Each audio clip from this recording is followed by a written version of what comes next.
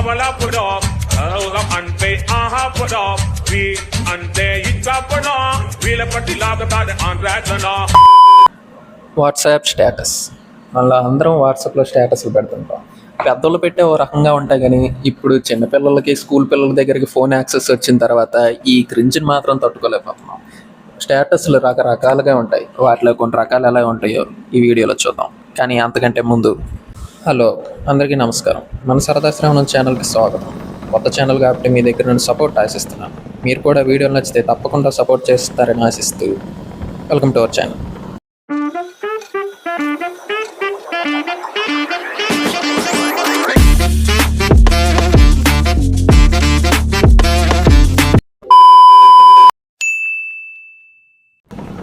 మన friends are ఫ్యామిలీలో ఎవరిదైనా బర్త్డే అయితే మనలో కొంతమంది వాళ్ళకి విష్ చేస్తూ స్టేటస్ పెడతాం. సరే, ఇక్కడ వరకు ఓకే, ఇది ఎక్స్పెక్టెడే.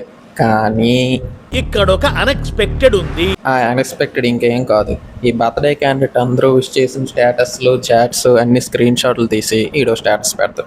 అదిదా సార్, మనం చూసి అరే గ్రీన్ సర్కిల్ ఉంది, మనోడు స్టేటస్ పెట్టాడే అనేసి స్టేటస్ ఓపెన్ చేస్తాం. కానీ ఓపెన్ చేసేది తెలుస్తుంది అది ఒక స్టేటస్ కాదు, 30-40 స్టేటస్లు అని.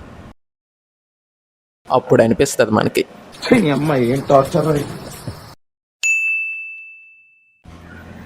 ఇవి ఎక్కువగా పెద్దవాళ్ళు పెడుతుంటారు, యూత్ కూడా కొందరు పెడుతుంటారు. ఈ పెట్టడం తప్పు కాదు, కానీ అదేదో ఉద్యమంలో ప్రతిరోజు అవే పెడతారు. సోమవారం శివుడు స్టేటస్, మంగళవారం ఆంజనేయ స్వామి స్టేటస్, బుధవారం అయ్యప్ప స్వామి స్టేటస్, గురువారం సాయిబాబా స్టేటస్, శుక్రవారం అమ్మవారి స్టేటస్, శనివారం వెంకటేశ్వర స్వామి స్టేటస్, ఆదివారం త్రినాథుల ఫోటోతో ఒక స్టేటస్. ఇది వీళ్ళు భక్తితో పెడుతుంటారు, కానీ చూసే వాళ్ళకి పెద్ద ఇంట్రెస్ట్ రాదు. చాలా మంది చూడరు కూడా. కరెక్ట్, ఇది కరెక్ట్ గా చెప్పేవయ్యా. కొందరు ఇలాంటి వాళ్ళని మ్యూట్లో పెట్టేస్తారు. ఇలా స్టేటస్లు పెడితే పుణ్యం రాదండి, ఆకలి ఉన్నాడు ఇప్పటికి అన్నం పెడితే పుణ్యం వస్తుంది. డాడీ ఏం చెప్పావురా? 90 వేస్తే మా ఫ్రెండ్ గడు ఇలాంటి 100 చెప్తారులే. వీళ్ళ గురించి మాత్రం చెప్పుకోవాల్సిందే. వీళ్ళ గురించి వీళ్ళు స్టేటస్లో ఇచ్చుకునే ఎలివేషన్లు మాత్రం అక్కడ ఉంటాయి, కానీ అవి అచీవ్ చేయడానికి వీళ్ళు పెట్టే ఎఫర్ట్స్ మాత్రం లేదు. ఇలాంటి వాళ్ళు ఎలాంటి స్టేటస్లు పెట్టే బ్యాచ్ మీకు ఈ పాటికి అర్థమైపోయి ఉండాలి. అర్థం కాకపోతే ఒక చిన్న శాంపుల్ చూపిస్తాను. ఐ ప్రామిస్, ఇది ఒక చిన్న శాంపుల్ మాత్రమే.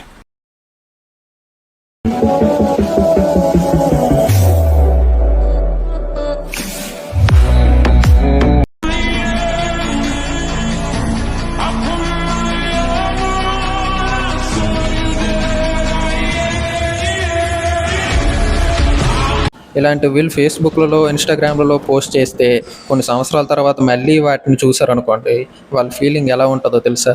మొదట బాధేసింది, తర్వాత భయం వేసింది, ఆ తర్వాత నా మీద నాకే అసహ్యం వేసింది. ఇలా స్టేటస్లు పెట్టేవారు ఎవరైనా వీడియో చూస్తున్నట్లయితే పర్లేదు, ఎక్కువగా ఫీల్ అవ్వకండి. ఎందుకంటే చిన్న చిన్న తప్పులు చేయడం సహజమేనమ్మా, మేము అలా తప్పులు చేసి పైకి వచ్చిన వాళ్ళమే. కొంతమంది వేరు యాప్స్లో ఏవైనా వీడియోలు చూస్తున్నప్పుడు, ముఖ్యంగా షార్ట్స్ చూస్తున్నప్పుడు కొన్ని కోడ్స్ వస్తుంటాయి. అవి వీళ్ళు చూసి ఏముంది అని చెప్పి వెంటనే స్టేటస్ పెట్టేస్తారు. కొన్ని పెడితే పెట్టారులే, అది కూడా తప్పేనా అని మీరు అనుకుంటున్నారు కదా. తప్పు కాదు, కానీ ఆ నీతి వాక్యాలు వీళ్ళు కూడా ఆచరిస్తే బాగుండన్న ఫీలింగ్. అందరికీ నీతులు చెప్తారు, కానీ వీళ్ళు మాత్రం అసూయ ద్వేషాలతో బతుకుతుంటారు. మీరేంటో మీ విధానాలు ఏంటో ఇప్పటికి నాకు అర్థం అవరో బాబు. చాగంటి గారు, గరికపాటి గారు చెప్పిన వాక్యాలు కూడా స్టేటస్లో పెడుతుంటారు. అది కూడా ఎందుకు? భార్యతో గొడవ అయిందనుకోండి, భార్య అంటే ఇలా ఉండాలి అలా ఉండాలి అని చెప్పి నీతి వాక్యాలు పెడతారు. బంధువులతో మనస్పర్ధలు వచ్చాయి అనుకోండి, వారి గురించి నీతి వాక్యాలు పెడతారు. ఎవరి కోసం అయితే పెడుతున్నారో వాళ్ళు చూడాలని, మిగతా వాళ్ళకి నేను మంచోడిని అని చెప్పుకోవాలని ఇలా పెడతారు. ఈ బ్యాచ్ అదో రకం. వీళ్ళ బాధ ఏంటంటే వీళ్ళ బాధ అందరికీ తెలియాలి, కానీ వీళ్ళు డైరెక్ట్గా బాధ చెప్పకూడదు, అయినా తెలియాలి. అదే మ్యాజిక్. అందుకే వీళ్ళు సిచ్యువేషన్కి సింక్ అయ్యే సాంగ్స్ని స్టేటస్గా పెడుతుంటారు.